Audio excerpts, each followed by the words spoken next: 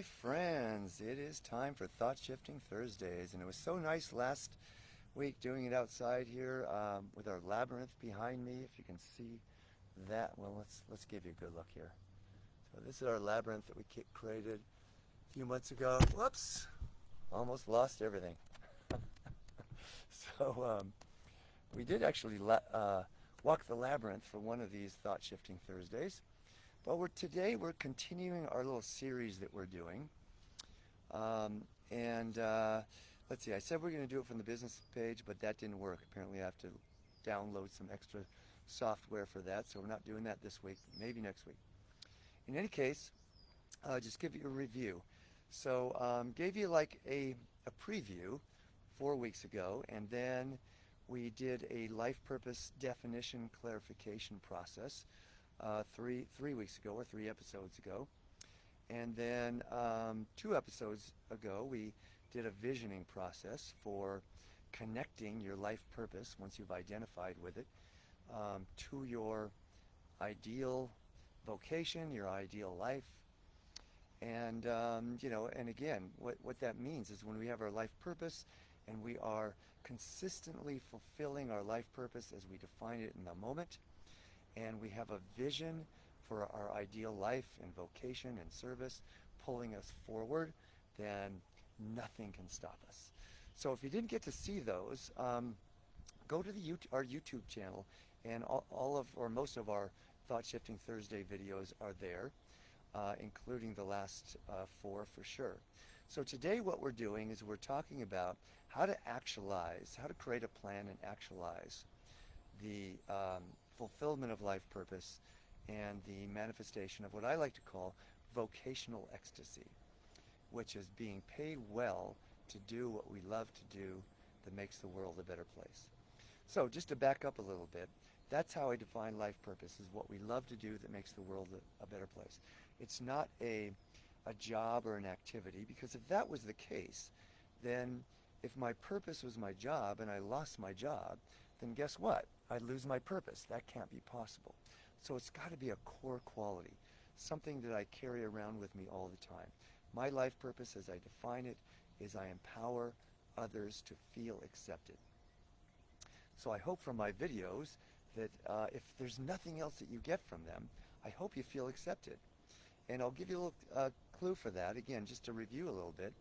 So the most important question in our life purpose defining process is, what did you not get enough of as a child that you wish you had more of?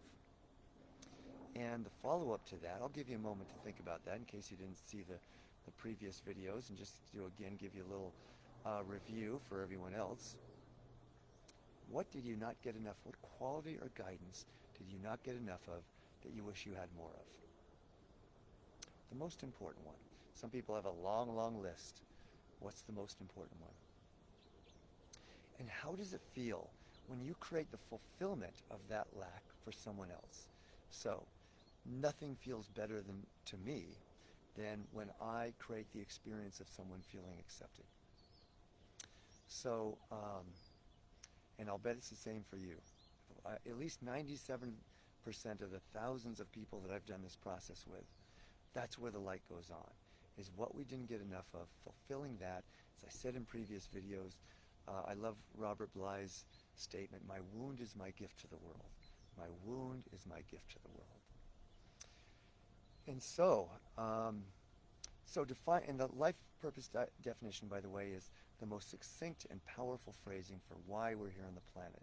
7 words or less, ideally. So go back and watch those videos. If you can come up with something right now, but if you really want to hone it down and get it to the most powerful and succinct phrasing, watch the other videos. And the YouTube channel link is in the description for this video here. And by the way, if you like what we're talking about here today or anytime, please share, like, all those good things that we do on social media. Okay, so then we create the vision, and getting really specific about, whatever time frame you want, 5 years from now, 3 years from now, 10 years from now. What is your ideal life like? What is your ideal vocation life, your ideal service like? Get as detailed as possible. If you want to write a book, right? That's such a common one for people. What do you want this book to do? How many people do you want it to reach? How many copies do you want to sell? What else are you doing? If you're writing a book, you're probably doing some speaking. You're probably doing some workshops, some classes, maybe some retreats down the line. So get specific about all of these things.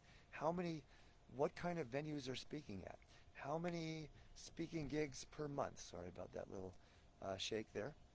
How many speaking gigs per month? How many workshops do you do per month? How many people attend the speaking events, the workshops? Numbers. Think numbers. The more specific we get with numbers, the more real it becomes. The more real it becomes, the more excited we get about it. The more we have that energy of that vision pulling us forward. So today we're talking about actualizing the plan. I very briefly touched on action steps in the last video. So creating an action list, this is what we do in life coaching, but you don't need a life coach to do this. It helps oftentimes because a life coach can hold you accountable. I'm going to talk about accountability in a little bit, but you can also get an accountability partner. Do this with one. Meet once a week or even once a month can work. When, most of my clients in coaching are once a month because you need time to, get some traction on your action steps. But you could do this with an accountability partner as well, as long as you do keep each other accountable. And it's best, I find, by the way, to have an accountability partner who's not a really close friend. Because I've had people pair up, after workshops and become accountability partners. And if it's somebody you know really well, it tends to fade away faster than it's someone that is maybe new, that you're exploring this together, with together. So that's one recommendation. But having a life coach can help because it just can take you deeper into the process. It goes beyond just creating action steps and having accountability, because what happens is, I'll get into this now and then we'll get to the action steps in a moment. So most people, I think I touched on this briefly last time as well, most people, when they come to life coaching, they come to it because they want to accomplish some goal, they want to improve some areas of their life. But what they find with the method that we use at Living Purpose Institute is that more important than creating the action list and even accomplishing those goals is creating, nurturing, inspiring, embodying the feeling that we want to get from accomplishing the goals. Because once we get that feeling and we live from the vibration of that feeling on a consistent basis, then we have the consciousness for accomplishing the goals. And then you don't even need action steps, because, it can help to write it down. But the reality is that once one has the consciousness for what they want to create, then the right action, it becomes the natural next step. You don't have to even write it down and plan it. Again, that can help, but it will happen naturally, just as a result of having that consciousness. And so, we have tools, which I'm going to go over a little bit briefly this week, and I'll probably touch on it more next week, for creating that consciousness. Pivoting is one of the ones that we use, which I'll talk briefly about later today. Let's get to the action steps then. So what I said last week is you want action steps that are, there's SMART goals, and there's lots of information on that. I like to make everything as simple as possible. This is what makes a good action step, is that it's measurable and it is inviting and exceedable. So, measurable. You want it to be measurable. And a bad measurement would be saying, for example, I'm going to write a book by December 31st, 2021. So the problem with that action step is, and by the way, let me back up a moment and say, we make a distinction between action steps and goals. Goals, you want to make big goals that stretch you. Action steps, you want to lowball them. That's where the inviting and exceedable comes in. I'll get to a moment. So, December 31st, to have this book completed, isn't that helpful, because you could actually wait until December 25th, Christmas Day, and say, oh, I'm going to start writing my book now. Probably not going to finish it by December 31st. But a really helpful measurable action step is I'm going to write a minimum of 30 minutes a day, 3 days a week. A minimum. So that's what makes it inviting, right? Because if I say I'm going to write every day for an hour, that might not be inviting, especially if I'm really busy this week, right? So maybe I'll start next week. And then guess what? Next week gets pretty easy. So maybe I'll start the next week after that. And all of a sudden, and by the way, when you don't take action on your goals and your visions, they fade pretty quickly. Even if you take small steps, that's what keeps the energy alive. That's the most important thing. So, let's say it's 30 minutes a day. And by the way, I'm writing 2 books now, 30 minutes a day, minimum 30 minutes a day, 5 days a week. That's how I wrote my meditation book, which I don't have handy with me. It's in my office. Usually I might hold it up in this moment. I wrote it in 3 months. St. Martin's Press invited me to write that book, and it's called Meditation, the Simple and Practical Way. It's been published in the U.S., in the UK, and translated into Italian in Italy. And I was amazed. I didn't even think I could write a book in 3 months, but it actually happened. So I know the joy factor. The manuscript I'm working on now is going to, well, I've been writing it for many years, because I wasn't writing 30 minutes a day, 5 days a week, but now I am. And so it'll be done in probably a couple months. And then my wife and I are writing together the book, Ecstatic Love and Sex for Couples Over 50, or couples of all ages. And that will probably be done in about, first draft, 3 or 4 months as well. So that's a great action step. So exceedable is simply saying it's a minimum of that amount, right? You know, there's a system out there that's very powerful that says, just take the absolute minimal amount.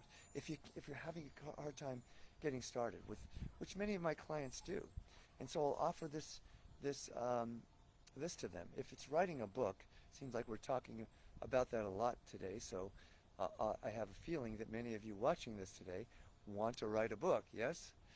And so for many of my clients, they have a hard time getting started. So one strategy is sit down and write one word.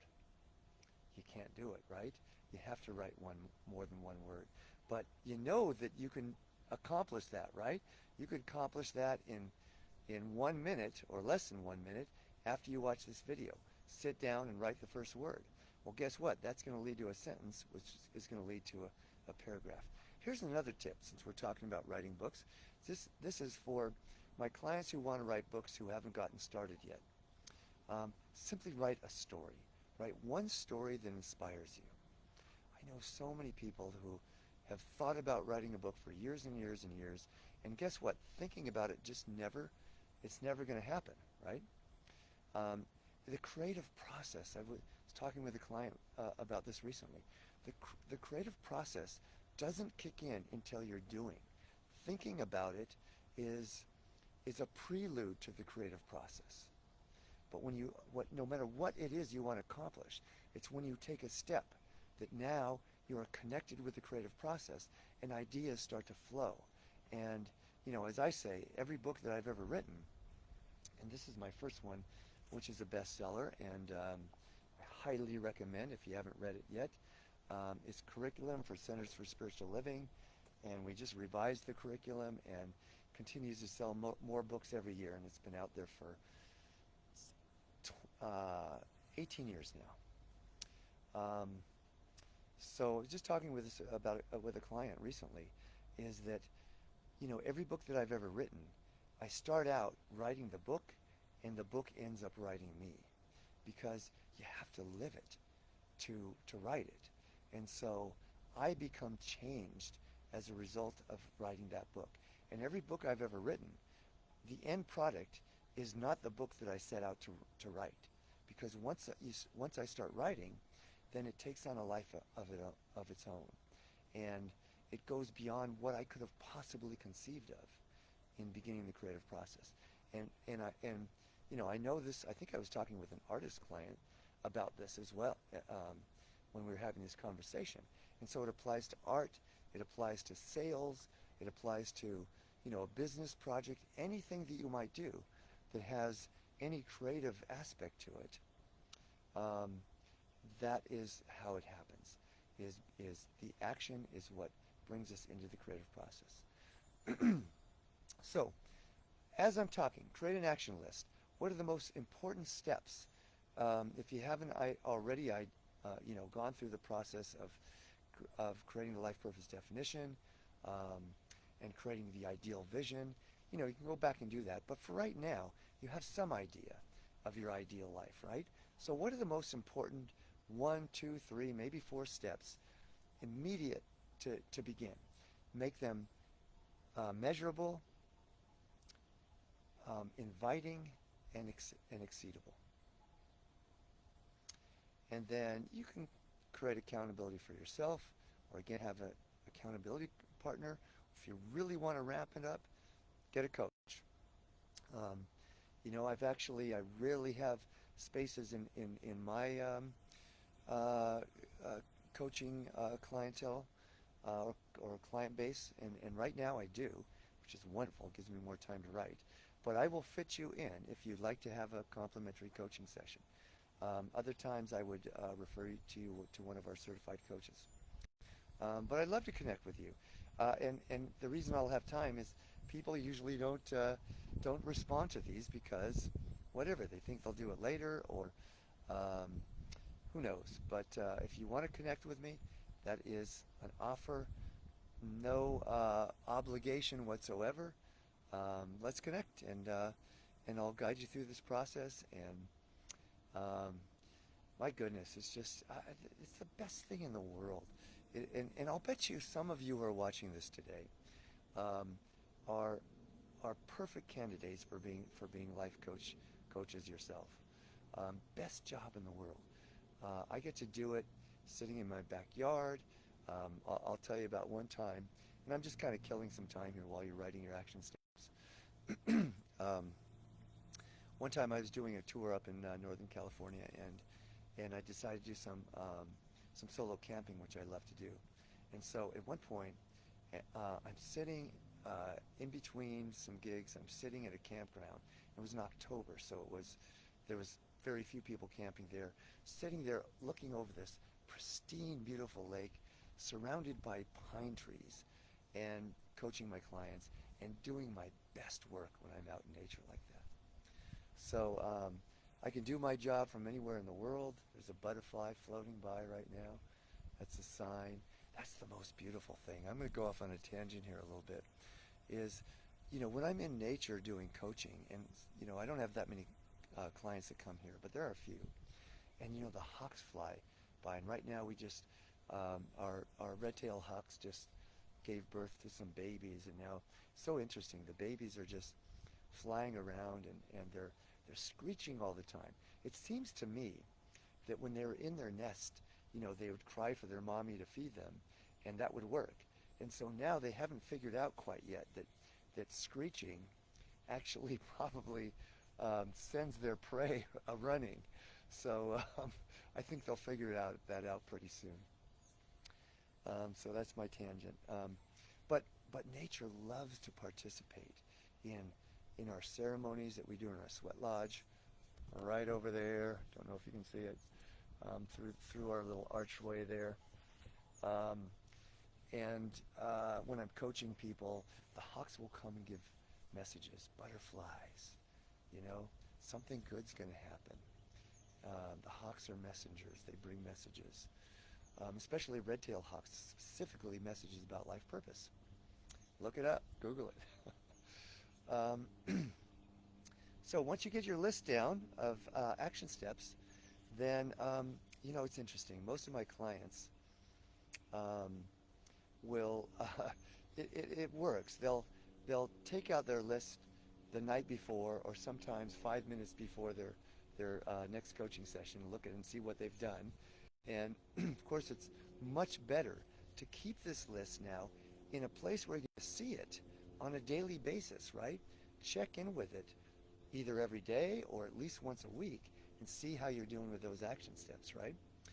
The reason it works in coaching is if that happens, if a client waits until just before their coaching session, then what doesn't get done, and by the way, we celebrate every level of completion above 0%. The goal is always 100%. But if it's 1%, we celebrate that. Because if you didn't have the intention and you didn't sign it, write it down, you probably wouldn't have gotten that far, right? Excuse me. And then we create strategies for how to get more on track.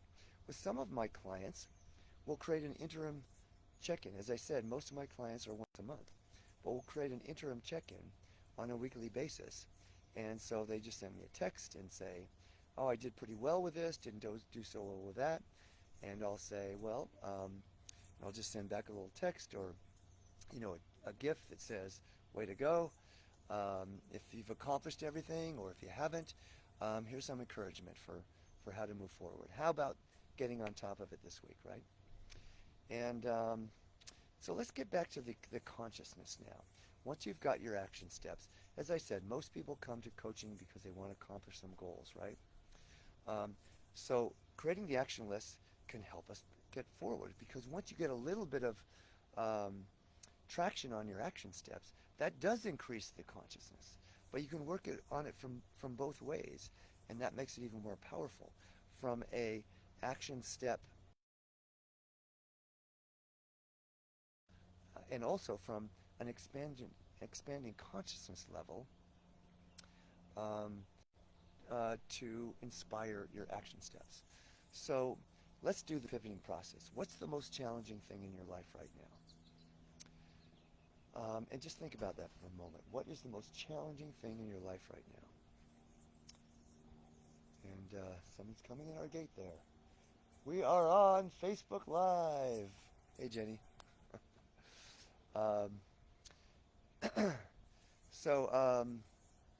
What's the most challenging thing? And just close your eyes now.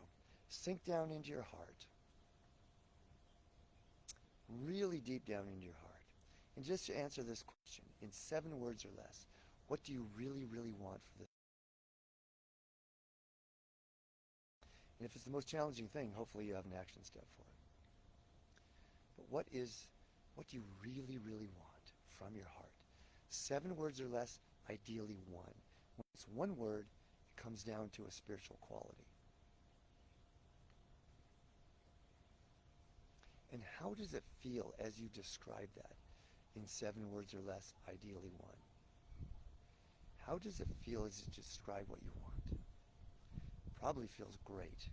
If it doesn't, do it 1 more time. Take another deep breath. Go even deeper. And if you didn't do it in 1 word, do it in 1 word this time.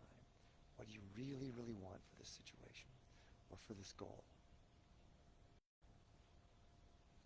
How does it feel when you describe that? Probably feels great.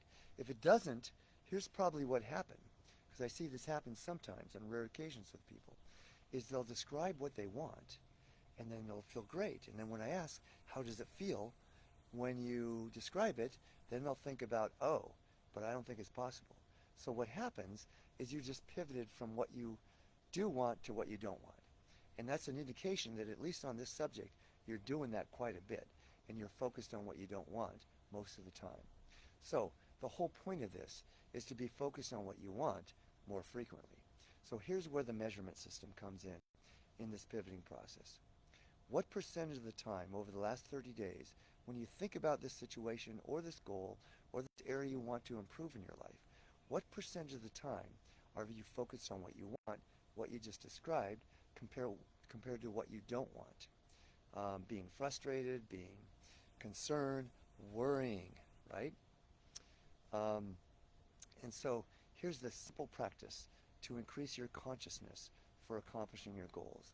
And that is to simply write down each day on a piece of paper, and if you just write in the comments on wherever you're viewing this, Facebook, Instagram, YouTube, write in the comments that you like your email address, or send me a message if you don't want that to be public. And I will send you a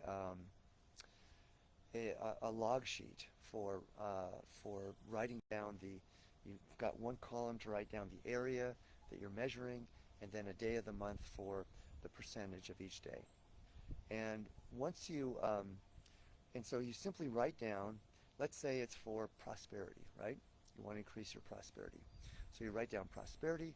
What percentage of the time today, when you thought about prosperity, were you feeling good, focused on what you want, compared to feeling frustrated because it's not where you want to be? And what we find is when people get above 50% consistently, what we want has a funny way of finding us. Next week, I think what I'm going to do is tell some stories that I've done this before in previous videos, but it's so important that I want to really ground this for you again. So what we find is that when people get above 50%, what we want tends to find us. The higher the percentage goes, the faster it tends to find us. And I was talking with a client the other day, even if it doesn't find you right away, it doesn't even matter, because you feel better when you're thinking about it. And the interesting thing is, the higher the percentage goes, the harder it is to assess what the percentage is, because you're not thinking about it as much, because you're no longer worrying. The higher the consciousness gets, the more we find ourselves in the quality of trust. The more we are in trust, the more the world just opens up and good things start to happen. So, what else do I want to say about this? It is such a magical formula. I find that people who have absolutely no training or background in metaphysics or new thought or self-help, if they do this practice, their life gets better instantly. So I implore you to do this. If you don't do any of the many practices we've offered in our videos, this one thing, this pivoting process, do it on a daily basis. The important thing is to write it down, because this is the simplicity of it. And most people, when they're given this, and I'm challenging you to do it, because most people won't write it down on a daily basis. What they'll do is they'll start thinking about it, things will get better, and then it'll kind of drop off. But if you're writing it down on a daily basis, the numbers will continue to go up, and they will stay up. Because by virtue of it being a human being who wants to grow, you're not going to want to write down whatever that percentage starts out at, 20%. And by the way, the more challenging it is for you, the lower the percentage is probably going to be. And that's okay. There aren't any bad numbers. It's just creating awareness. Because as human beings, when something's challenging us, we are, we're in what's the word I'm looking for? We're in problem mode rather than solution mode, right? Plane's going overhead right now. That's what happens when we do video outside, but that's okay. Okay, so write it down on a daily basis, and the numbers will go up. So the reason I think most people won't do it is because it's so simple.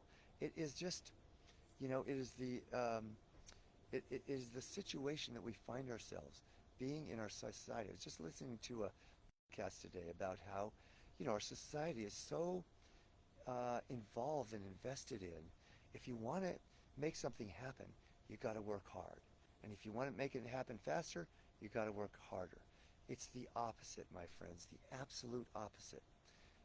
The more we're simply living, you'll hear me say this in most of my videos, the more we're living from an inner experience of freedom, of joy, of love, then the easier life gets. The less we have to work. The more we have the consciousness for what we want, the easier it happens. Synchronicity occurs.